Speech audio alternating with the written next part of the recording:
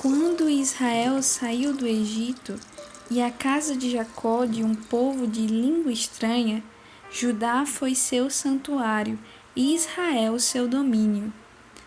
O mar viu isto e fugiu. O Jordão voltou para trás. Os montes saltaram como carneiros e os outeiros como cordeiros. Que tiveste tu, ó mar, que fugiste, tu, Jordão, que voltaste para trás, montes que saltaste como carneiros e outeiros como cordeiros.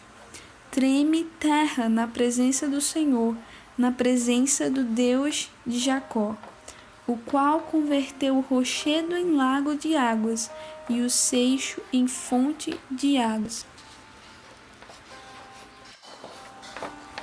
O Salmo de número 114 da Bíblia é extremamente belo em sua poesia. O poeta que escreveu esse salmo, ele vai tentar passar para nós a beleza da presença de Deus. Ele primeiro vai citar o que aconteceu com Israel lá no Egito e como de forma tão milagrosa Deus fez Israel passar pelo mar e pelo Rio Jordão. O salmista começa a fazer perguntas ao Rio Jordão e ao mar. Por que eles agiram dessa forma? Por que o mar se abriu? Por que o Jordão se abriu? Ele pergunta para eles por que eles fizeram tais coisas. Ele vai dizer também que os outeiros e os montes pularam como carneiros. De forma poética, ele está dizendo que os montes sentiram a presença de Deus. Deus se revelou no monte a Moisés, ao povo de Israel, e o monte tremeu por isso.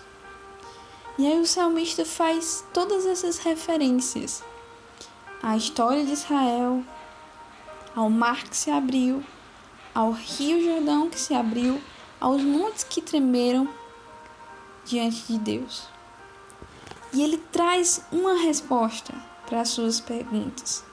A resposta é: treme terra na presença do Senhor, na presença do Deus de Jacó. Apenas isso. O salmista vai dizer que a terra reverencia o Senhor, que a terra reverencia aquilo que Deus faz, que a terra reconhece a presença de Deus, que a terra reconhece a glória de Deus de Jacó. E no último verso ele também diz: aquele o qual converteu o rochedo em lago de águas. Isso nos faz recordar do que Deus fez no deserto por Israel. Deus fez brotar água da rocha. Literalmente, ele fez água brotar da rocha para o povo de Israel beber. E o salmista traz essa referência.